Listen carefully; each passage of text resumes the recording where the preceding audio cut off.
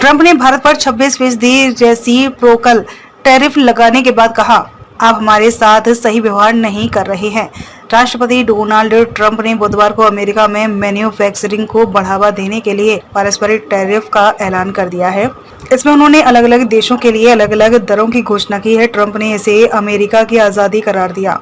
पारस्परिक टैरिफ के ऐलान के बाद ही ऊंची कीमतों और दुनिया भर में ट्रेड वार का खतरा पैदा हो गया है। ट्रंप ने भारत पर 26% रेसिप्रोकल टैरिफ लगाया, चीन में 34%, यूरोपीय संघ पर 20% और जापान पर 24% टैरिफ लगाया गया है। ट्रंप ने यह घोषणा make America wealthy again event को संबोधित करते हुए की। प्रधानमंत्री नरेंद्र मोदी को महान मित्र बताते हुए ट्रंप ने कहा कि भारत अमेरिका से 52% शुल्क लेता है, जबकि हम उनसे लगभग कुछ भी नहीं लेते हैं।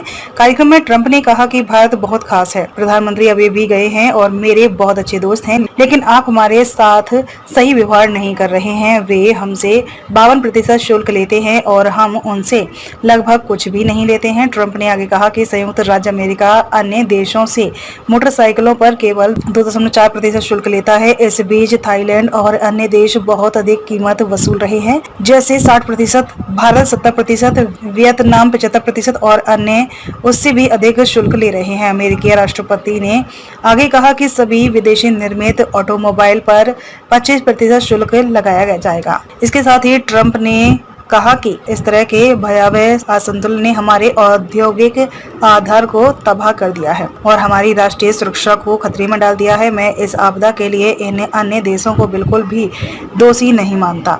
आपदा के लिए मैं पूर्व राष्ट्रपतियों और पहले नेताओं को दोषी मानता हूं, जो अपना काम नहीं कर रहे थे। आधी रात से प्रभावी हम सभी विदेशी निर्मित ऑटोमोबाइल पर 25% शुल्क लगाएंगे। चीन 34%, यूरोपीय संघ 20%, Vietnam 46%, Taiwan 32%, Japan 24%, Bharat 26%, United kingdom 10%, Bangladesh 37%, Pakistan 29%, Sri Lanka 44%, Israel 17%, Brazil, Britain पर जरूर भारत की तुलना कम शुल्क लगाया गया है, लेकिन ये अमेरिका में उन वस्तुओं की सप्लाई नहीं करते हैं जिनकी सप्लाई भारत करता है।